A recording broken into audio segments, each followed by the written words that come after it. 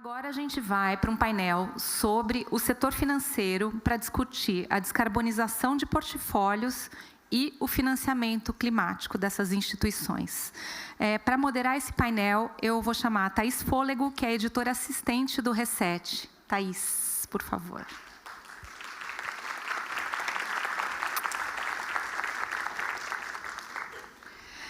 E os nossos painelistas, eu vou chamar o Caio Andrade, que é Head de ESG do Bradesco BBI, o Banco de Investimentos do Bradesco. Prazer, Caio. O Leonardo Fleck, diretor de sustentabilidade do Santander Brasil. E a Fabiana Silva, Head ESG e de Finanças Sustentáveis do Banco ABC Brasil. Bem-vinda, Fabiana.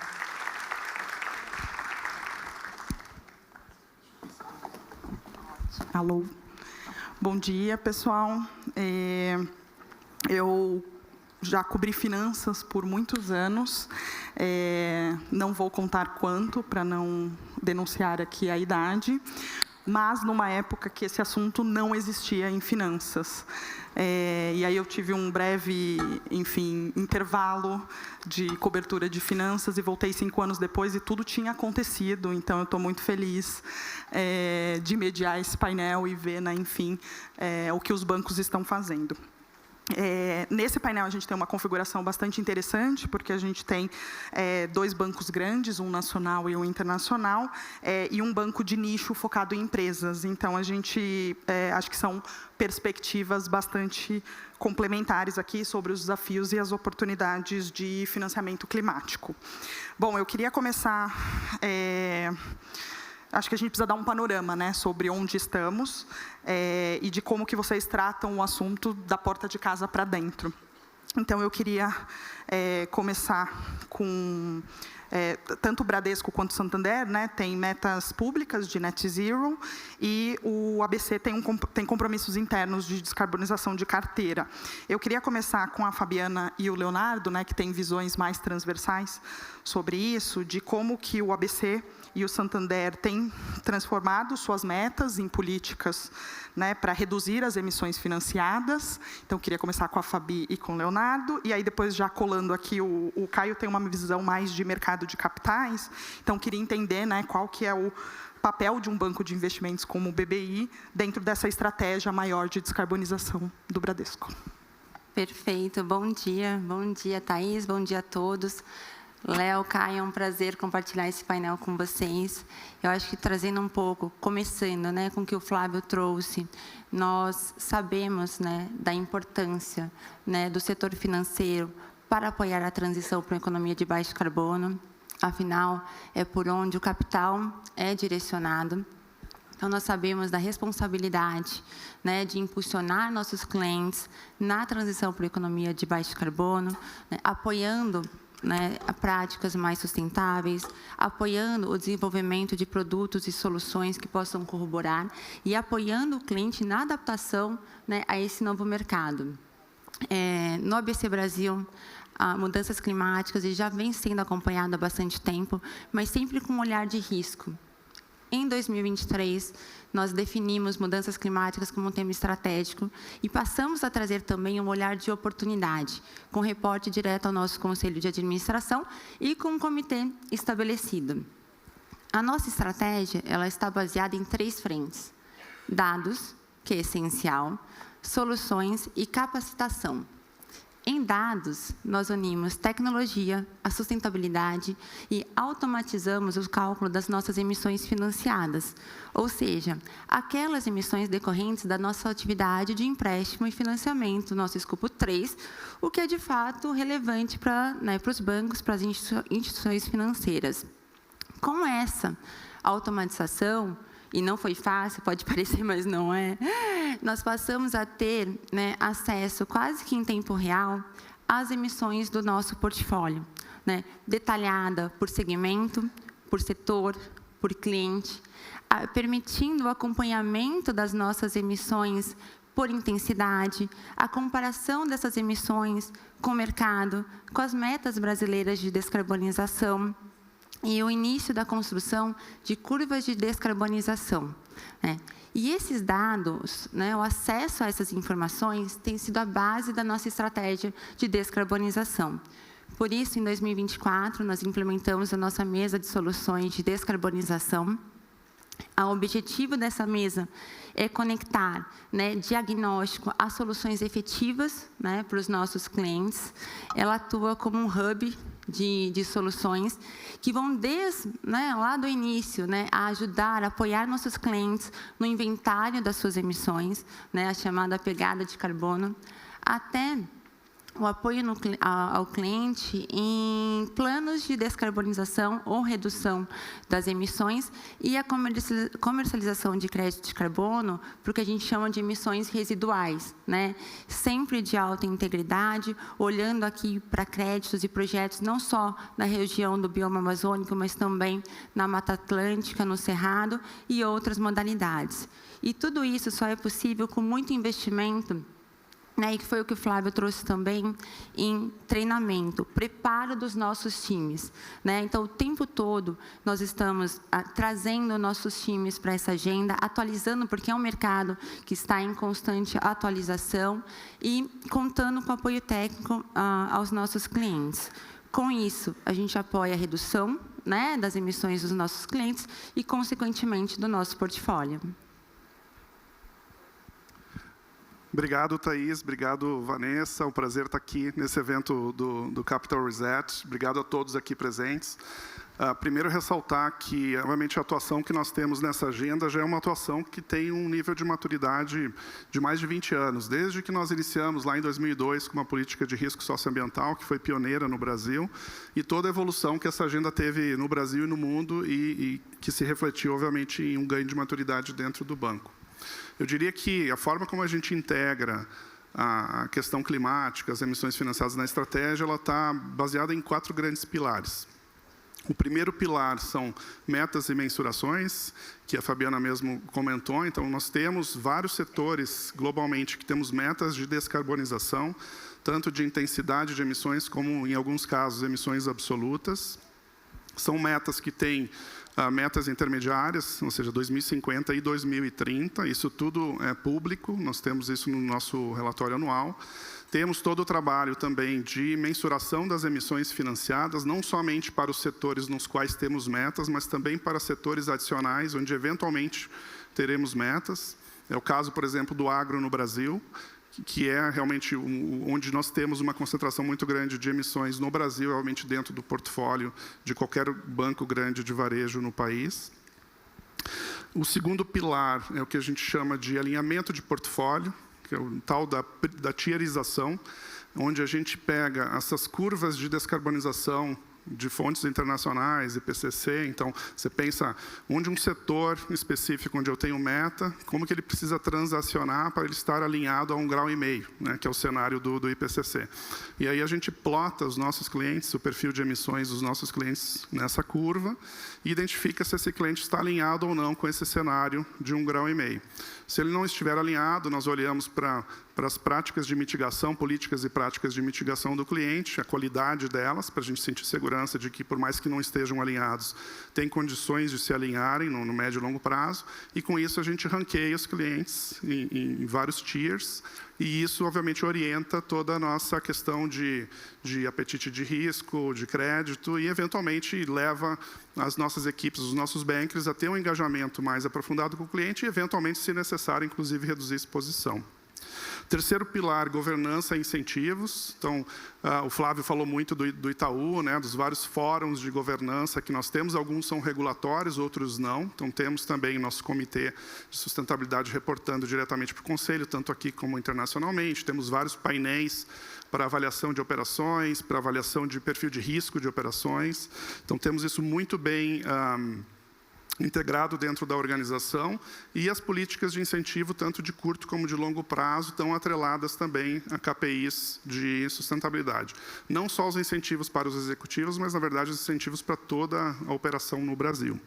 E, por fim, o pilar produtos e originação, que é onde nós temos um ferramental, eu diria, bastante sofisticado, bastante robusto. A tal da taxonomia, que foi mencionada no primeiro painel, nós já temos desde 2022. Nós fomos um banco que criou uma taxonomia em função da taxonomia europeia, que foi criada há cerca de 4 anos. Adaptamos ela, obviamente, com uma série de outros frameworks do mercado, inclusive para poder adaptar ela à realidade brasileira, porque nem tudo que está na taxonomia europeia faz sentido aqui no Brasil. Tem coisas que a gente faz, que a gente acha que precisam ser reconhecidas, mas não são de conhecimento lá. E essa taxonomia dá segurança para que a gente possa operar com os nossos clientes interessados em ter operações marcadas como sociais, sustentáveis ou verdes, dá segurança de que eles vão ter a robustez de algo que os protege, inclusive, de riscos de greenwashing. E nesse pilar, a gente tem algumas áreas que a gente tem liderança de mercado, a gente é líder em financiamento de veículos eletrificados, a gente é líder no Brasil e no mundo, entre os bancos privados, em financiamento de energias renováveis, a gente é líder em microcrédito aqui no Brasil. Então, tem alguns espaços onde a gente tem realmente priorizado para a gente conseguir desenvolver esse business e poder ter essa oferta para os nossos clientes de qualidade. Boa. Bom dia, pessoal. Bom, primeiro agradecer aqui, Thaís e Vanessa, pelo convite. Prazer estar com vocês. Acho importante a gente trazer um pouco essa visão de mercado de capitais, até pelo que foi dito um pouco no painel anterior, do desafio que é o financiamento, né, da transição das mudanças climáticas aqui, que não vai ser uma frente endereçada única exclusivamente pelo crédito direto dos bancos, mas muito contando com o apoio dos investidores do mercado como um todo. E a figura, né, de banco de investimento como um todo, seja em renda fixa ou em IB, tem muito a natureza de ser um parceiro estratégico provendo assessoria para os clientes nos seus diferentes processos ali que fazem parte da construção do negócio, né? Seja numa emissão de dívida, de equities ou numa possível fusão e aquisição. E aí, com esse olhar de ser esse assessor estratégico, a gente entendeu, na verdade, já ali em 2022, a necessidade da criação de um time ESG dentro do banco de investimento do Bradesco. Então, nosso time de sustentabilidade corporativa existe há muito tempo, responsável por todo o monitoramento desse tema dentro da organização, os nossos compromissos, né, a nossa participação na Net Zero Banking Alliance, mas a gente entendia que precisava de um olhar mais específico dentro dessa área tão estratégica que é o banco de investimento para trazer as oportunidades de negócios dentro da agenda ESG. Então, esse time criado ali em 2022, ele nasce com um foco de fomentar esses negócios primeiramente dentro da agenda das operações temáticas ou das operações rotuladas, né, que são os títulos verdes, sociais, sustentáveis, ou os SLBs. Então, tivemos aqui uma participação grande junto com a Ambima para a criação de um guia para o mercado local, trazendo a padronização que é tão importante para que a gente tenha aqui todos dentro das mesmas métricas e garanta a qualidade do que está sendo feito. Esse é um mercado em que é um bom desafio que a gente enfrentou lá atrás, de construção da defesa, do porquê seguir esse caminho, né? Tem aqui uma questão muito de viés estratégico para o negócio, fazer a sensibilização correta das empresas também, do quão relevante é a gente levar uma visão para o investidor, para o mercado, que a companhia está preocupada com temas que no final do dia impactam a sua perpetuação como negócio, né? Então, aqui é um papel do banco de investimento, é um papel de mercado de capitais prover essa outra fonte de financiamento em volumes significativos e relevantes, mas também compartilhando um pouco essa visão de risco que eu acho que os bancos aqui estão muito maduros nessa análise e que também é necessário que a gente provoque isso dentro dos investidores. Obviamente, as grandes casas hoje, todas têm esse enfoque muito grande de olhar para além, né, do risco de crédito em si, e é uma surpresa muito boa quando a gente entra hoje em roadshows, por exemplo, de qualquer uma das nossas operações, e boa parte do tempo é dedicado para a companhia apresentar suas práticas ligadas à agenda de ESG, se a gente estiver falando de uma operação temática, quais são as características do projeto. Então, a gente entende o banco de investimento como esse parceiro do banco comercial na busca de mais crédito e fomentando a agenda. Então, por exemplo, a nossa meta de negócios sustentáveis, o BBI hoje tem uma contribuição muito grande para o número que a gente tem, né? A gente tem uma meta anunciada de 350 bi para ser cumprida até 2025. A gente, em março, já estava com 320 bi atingidos aqui, e o banco de investimento contribui muito, muito com isso. É importante também a gente olhar, especialmente quando a gente fala de descarbonização de portfólio, os títulos temáticos, eles vêm como um meio de poder viabilizar e, principalmente, trazer uma chancela também para o investidor de que esse título, de que o investimento que a companhia está fazendo, de que o projeto ele está devidamente alinhado aos critérios que precisam ser observados. E tem uma janela de oportunidade muito grande, que é quando a gente olha, por exemplo, para os títulos de transição. Aqui é importante a gente falar dos títulos de transição, especialmente na temática da descarbonização, porque tem um caminho muito grande de setores que são intensivos em emissão de gás de efeito estufa, por exemplo, que eles vão demandar muito financiamento, seja para melhor aprimoramento do seu processo produtivo ou para o próprio desenvolvimento de tecnologias que hoje determinados processos não conseguem ser feitos ou não tem ali a viabilidade financeira para ser colocado de pé dentro do que existe hoje.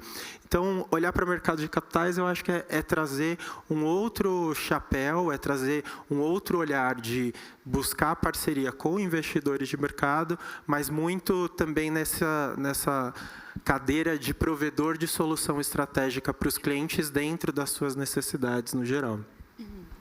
Obrigada.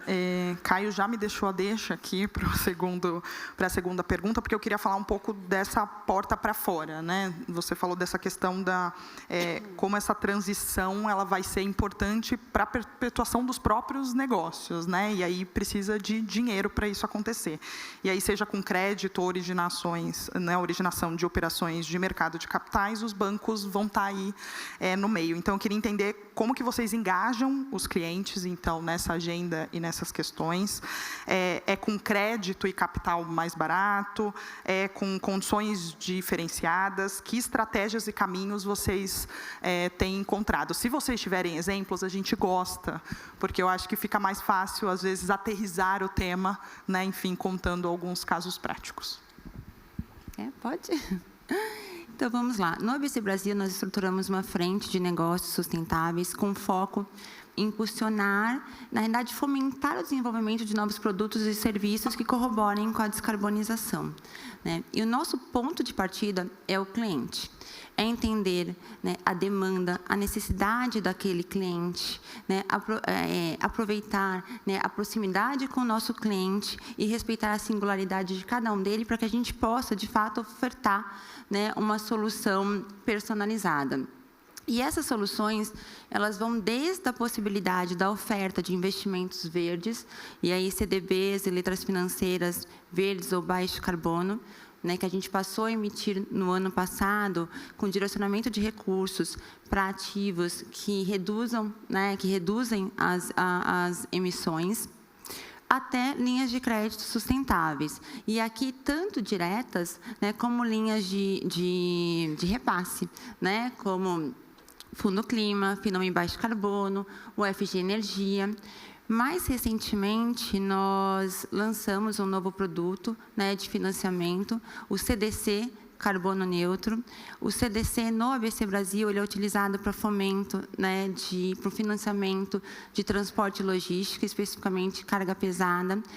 É um setor que tem um fator de emissão carbono intensivo, mas de extrema importância, né, para a economia brasileira e para o ABC Brasil. Com o CDC Carbono Neutro, nós viabilizamos não só o financiamento dessa frota, como a neutralização das emissões correspondentes. Em mercado de capital, importantíssimo, né? A gente tem apoiado a estruturação de títulos sustentáveis, tem tudo para ser o vetor dessa nova economia, né? Eu acho que corrobora aí com essa narrativa de transição, amplia a possibilidade, né, de novos capitais. Então, a gente tem, de fato, estruturado, fomentado e atuado no advocacy, né, para esse mercado, né? E no mercado de carbono, o nosso objetivo é ser um hub, né, de soluções. E aqui atuando não só no mercado voluntário, né, eu estou aqui, o diretor da nossa mesa, Rafael Garrote, está aqui, mas não só no mercado voluntário, mas, sobretudo, preparando os nossos clientes para o mercado regulado, que está aí. Né? A gente pensa, ele foi sancionado no final do ano passado, 2029, implementação total, mas a gente está no momento agora de pré-compliance, né? E a gente quer estar junto com os nossos clientes nessa jornada. Eu acho que vale trazer também que para o ABC Brasil, né, negócios sustentáveis é um KPI, né, é um indicador estratégico, ele tem impacto também na remuneração e é um indicador que já trouxe resultados muito positivos, né? O ano passado foi o primeiro ano, esse ano repetimos, não é, Isabel?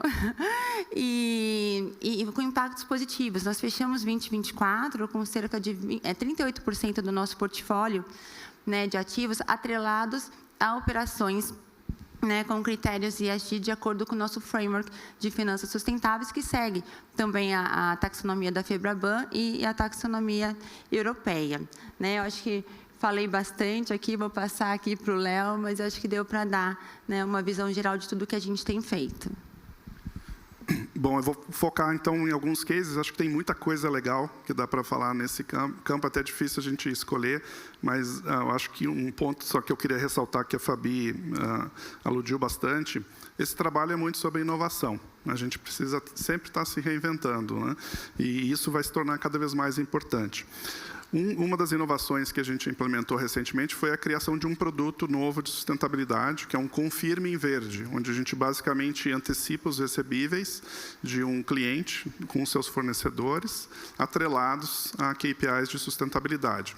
Foi uma operação que a gente fez com a Vestas, que é uma empresa de energia solar, uma das maiores do mundo, muito presente aqui no Brasil, que inclusive ganhou reconhecimento internacional, e a gente espera poder replicar ela com mais clientes, porque o ponto da cadeia de valor, que foi levantado no primeiro painel com os CEOs, é talvez o ponto hoje mais importante da gente focar, né? Como é que a gente endereça o escopo 3, como é que a gente trabalha com os nossos fornecedores, incentiva eles. Não é algo trivial, então esse tipo de produto ele vai nos ajudar nisso. Outra frente é muito na captação de recursos com condições mais favoráveis para a gente poder repassar essas condições mais favoráveis para os nossos clientes.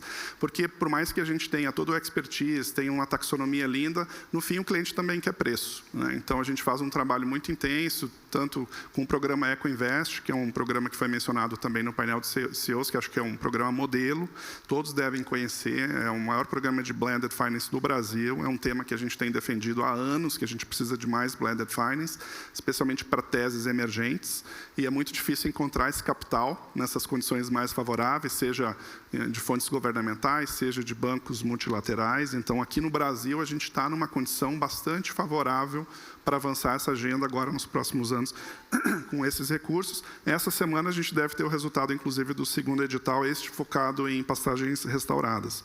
A gente acessa Fundo Clima também, Vivi, da minha equipe está aqui, fez a primeira operação de Fundo Clima para empresas de restauração no Brasil, para a Mombach, estamos trabalhando com outras, então aqui também tem um campo importante de atuação para o setor financeiro. O terceiro é trabalhar de forma colaborativa também com os nossos pares, né? E um pouquinho fora da caixa. A gente criou uma empresa de restauração, junto com vários outros acionistas.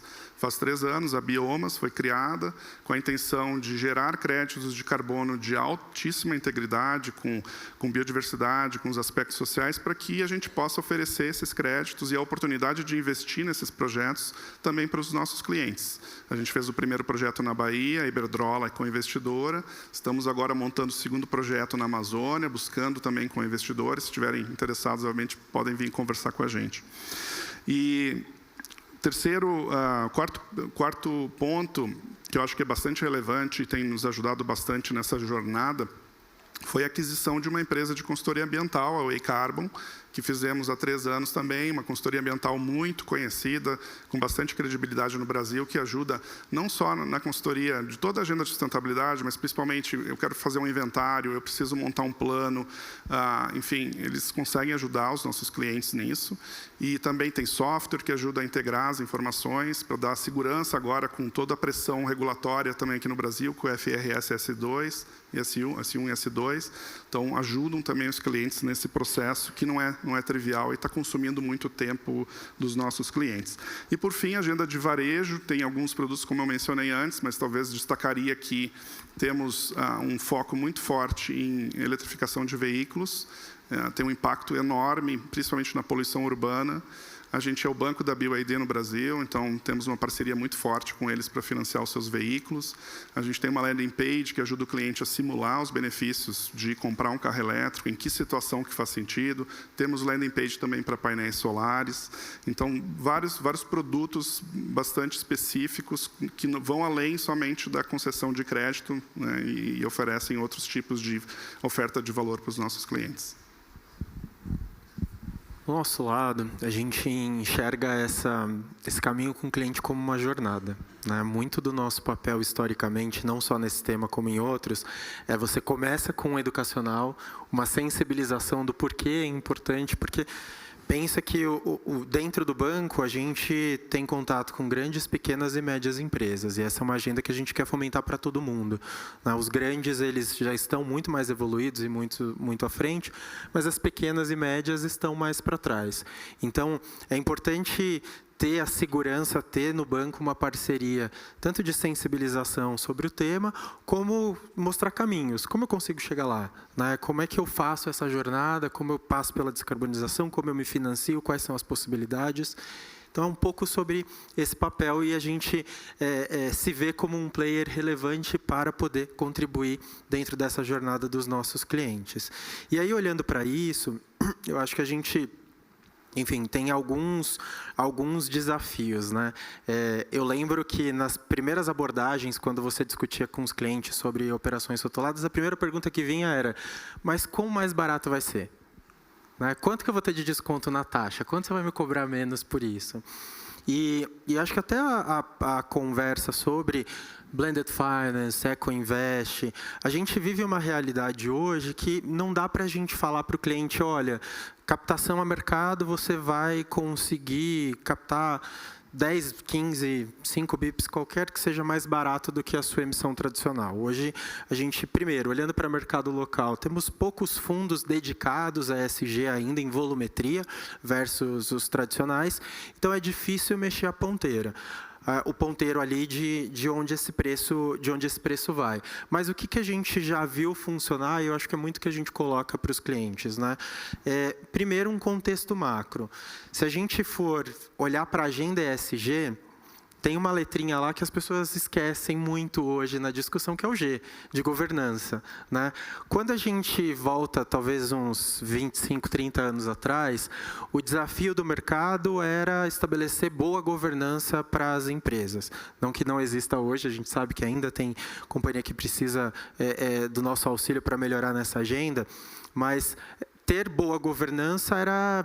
assim, restritivo para você acessar ou não determinados bolsos, né? O mesmo parâmetro eu posso fazer para rating. Companhias que têm melhor rating, elas acessam mais bolsos, elas conseguem captar ali com diferentes clientes.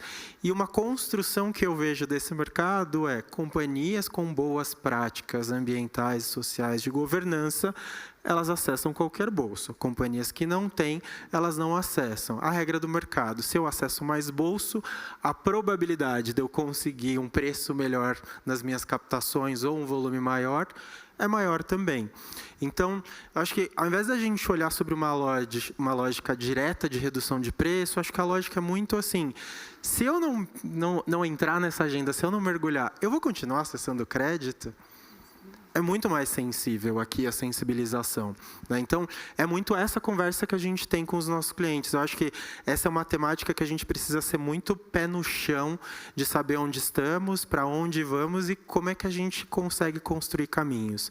A linha do Eco-Invest, ela abre uma possibilidade justamente por conseguir os bancos trazerem esse funding com um custo subsidiado e, de fato, conseguir mostrar um custo diferencial muito grande para as companhias dentro do momento de captação.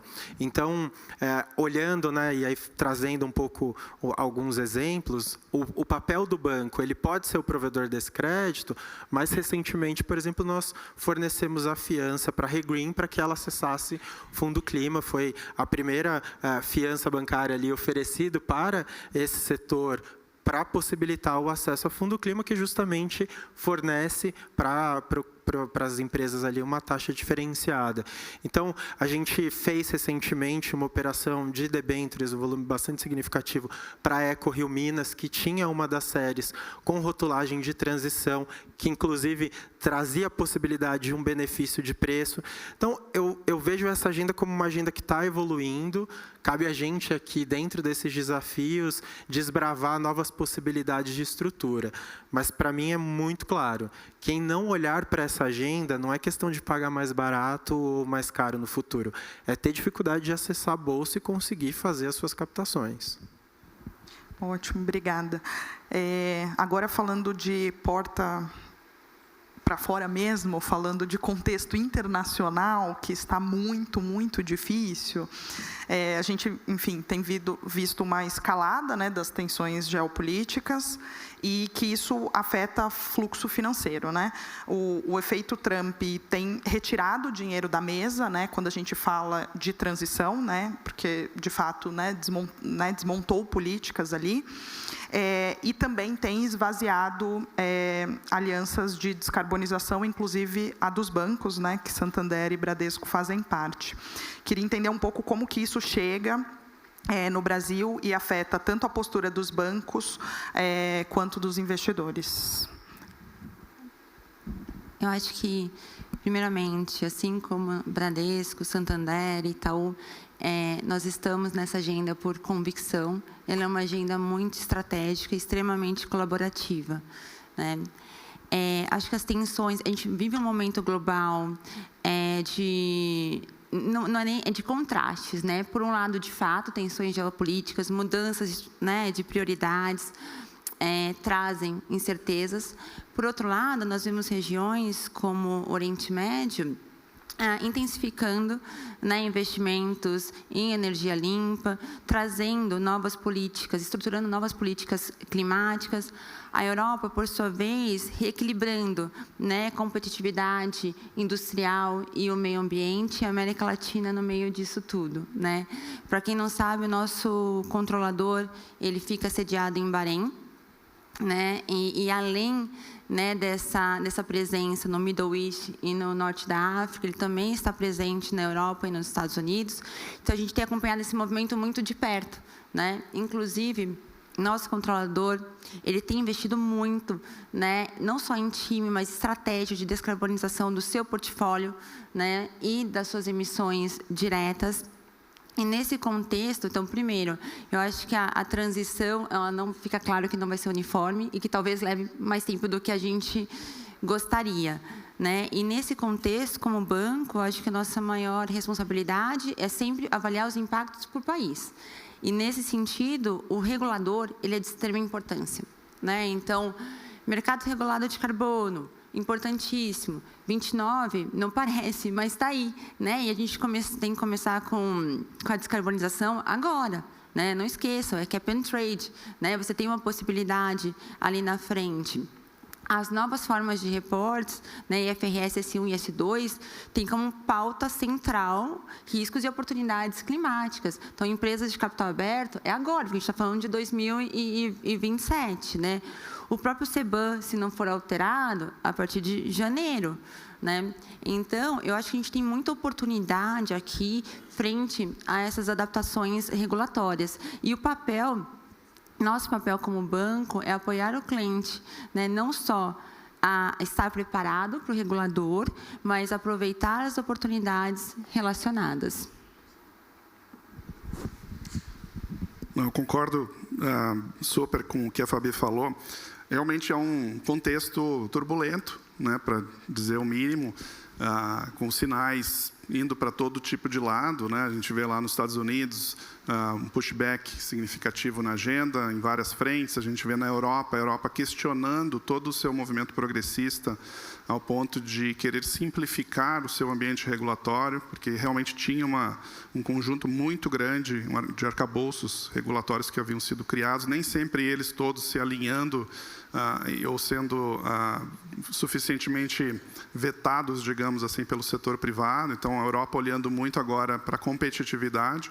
A vantagem é que o Brasil já está olhando a agenda verde como competitividade, a agenda sustentável como competitividade desde o começo.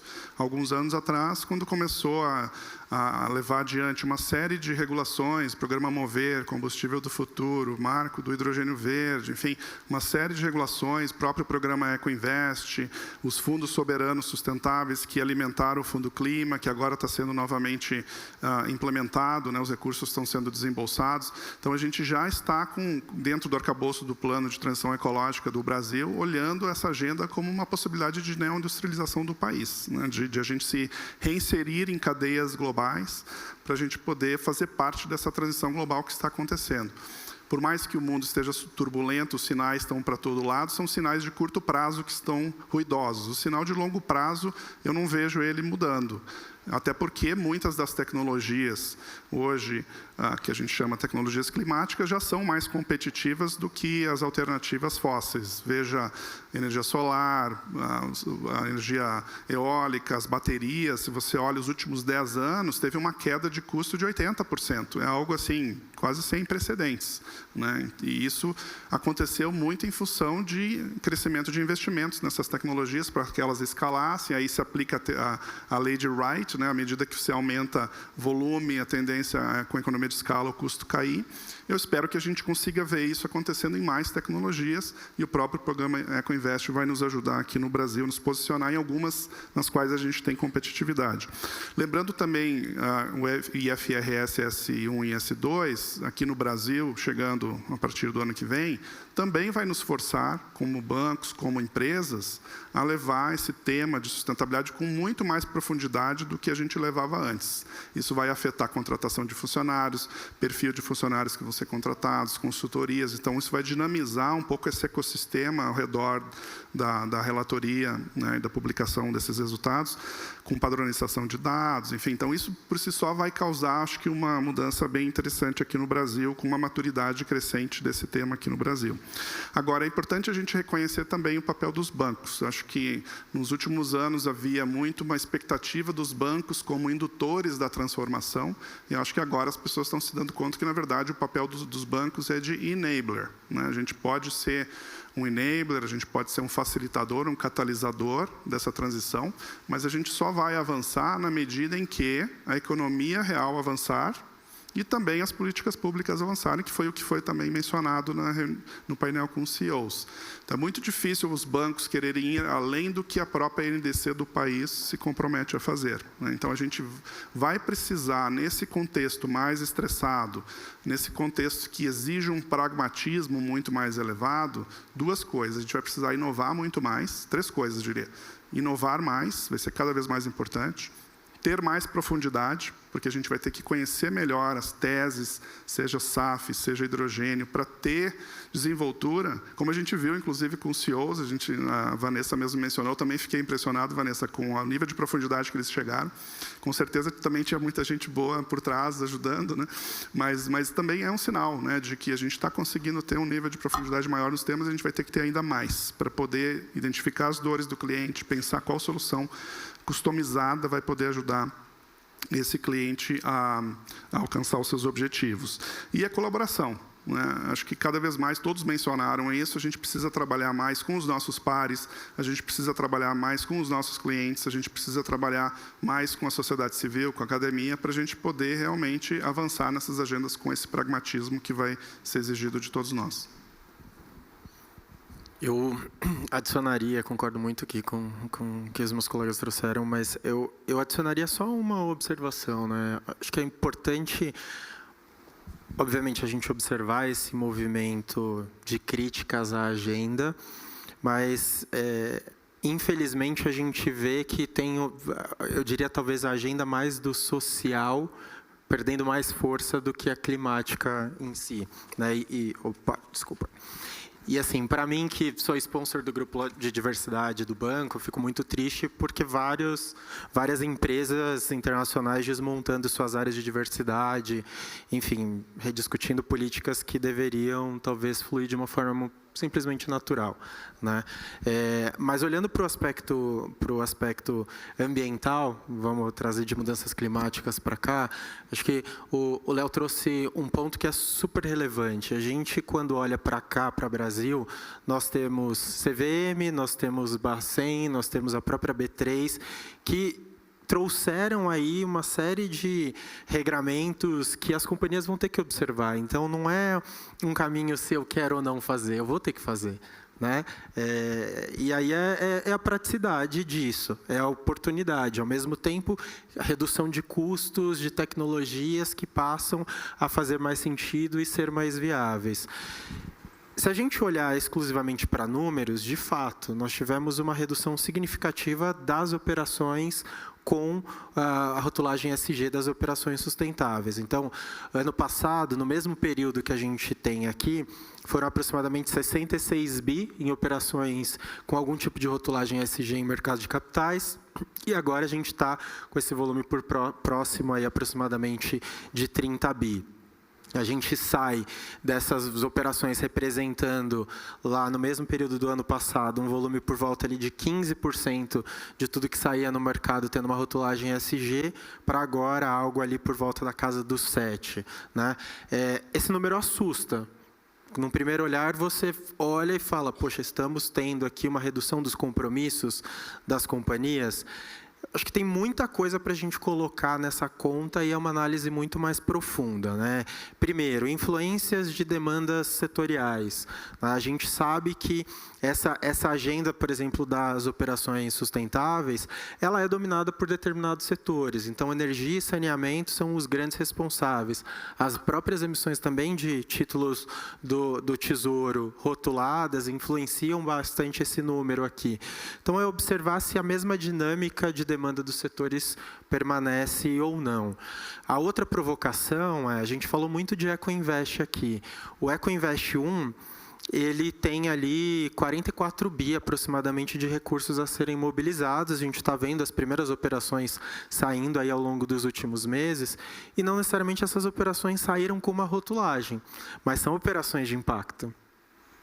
Então, é só para a gente tomar cuidado também, não é porque não tem necessariamente um rótulo de verde, de social sustentável, que não estão acontecendo essas operações.